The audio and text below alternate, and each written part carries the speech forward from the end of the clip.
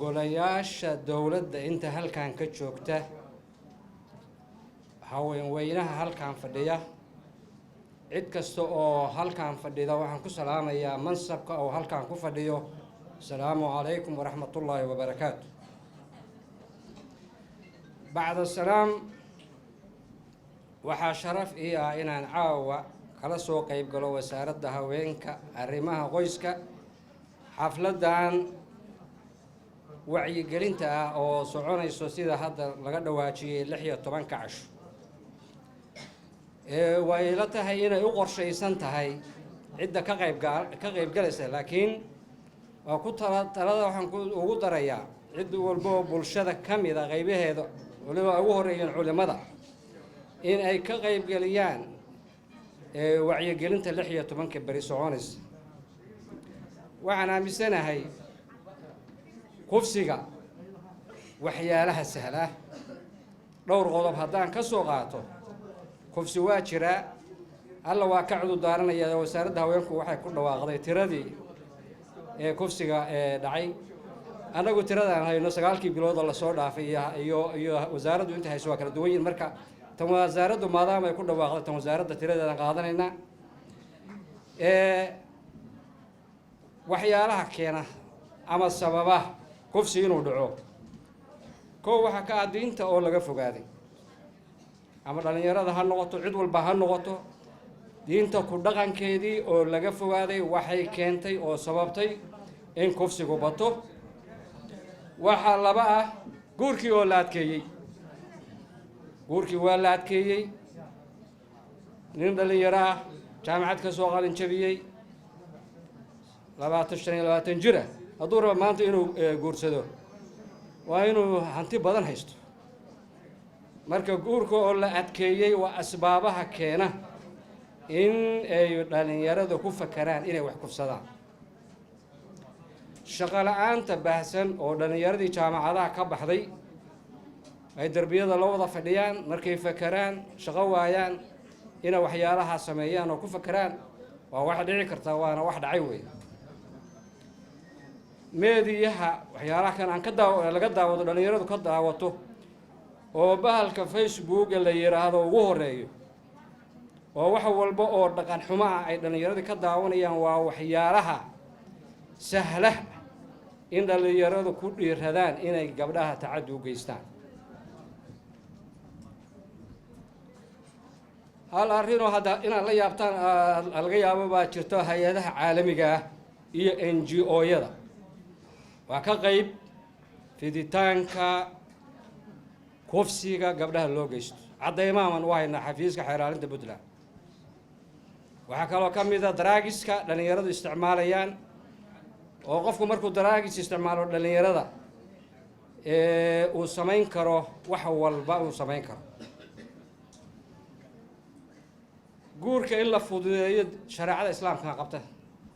shariicada islaamka guurka in la fududeeyo nabi maxamed sallallahu alayhi wasallam markuu umar ku nikaaxinayay gabadhiisii Faadumo wuxuu ku yiri iyagoo mataaj ka soo wada baxdo umar waxaan caaw ku siiyay gabadhayda Faadumo علي نبي صلى الله عليه وسلم علينا وإن كستو حوجا لكن واقبلي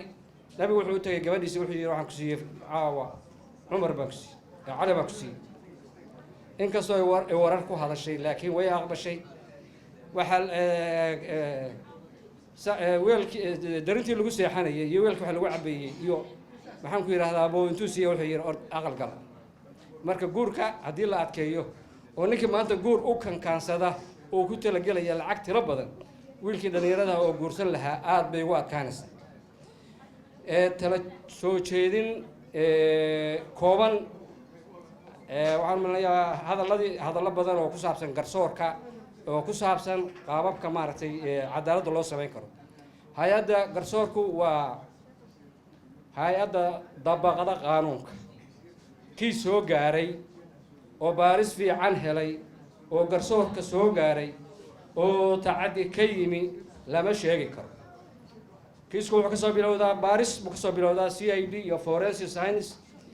xeerarrin buu soo gaaraa maxkamad buu gaaraa hadduu kiisku dhammaystiran yahay baarisiisu waxaa shaki ah aan shaki ku jirin in garsoorku cadaalad ka gaaray waaba ogeydeen xataa in la dilay gabadhii Caysho raggii kufsaday waad ogeydeen tala joodintaan soo jeedinayo oo dawladdu soo jeedinayo wasaaradda cadaaladda waa joogtaa madaxweyne ku-xigeenku waa joogaa laba arrimood mid waxa weeye hay'adda forensic science oo la'aanteed kiisaska kufsiga baaristooda aan natiijo sax laga gaarayn hay'adaas in loo helo dhaqaale ay ku soo iibsadaan agabka baarista kiisas badan ilaa 10 bay hadda gacanta ku hayaan waxa ka kala go'ay waxa la yiraahdo qalabka maxaan ku yiraahdaa qalabkii wax lagu baari jiray ayaa ka kala go'ay dawladda miisaaniyadda lacag baa ugu jirta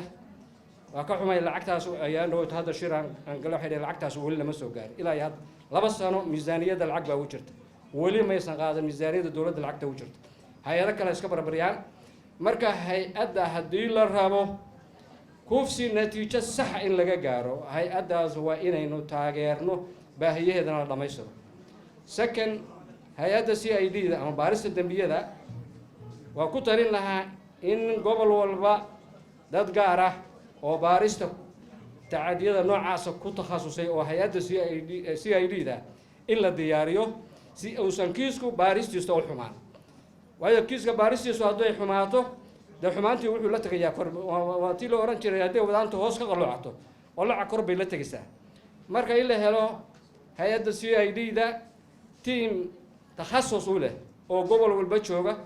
oo maareeya markuu fal ku dhaco ilaa marka ugu dambaysa oo maxaan ku yiraahdaa xeeraarinta loo gudbinayo hadda maxaan ku yiraahdaa waan ognahay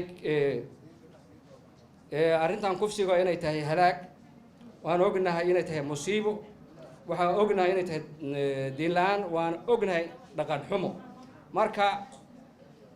barbarkay ka baxda waa kayla la qaadanayaa la oran jiray hay'adda garsoorku waxay diyaar u tahay eedaysana kasta oo baaristiisa la soo dhammaystiray oo cadaaladda la hor keeno inaanu miisaanka cadaaladdu ay leedahay aan ku qaadno haddii aan leedno anoo magacooda ku hadlayo asalaamu calaykum waraxmatullahi wabarakaatu ka farxi ehelkaaga asxaabtaada iyo qaraabadaada oo la soo deg abka dahabshiil si aad si fudud lacag ugu dirto marka aad la soo degto applicationka dahabshiil ee aad lacag ka dirayso isticmaal koodhka khidmad la'aanta ee Tree Free oo kuu sahlaya in 3 jeer ee ugu horreeya ee aad lacag dirayso aan wax khidmad ah laga qaadin dahabshiil hawl fudaydiyahaaga maaliyadeed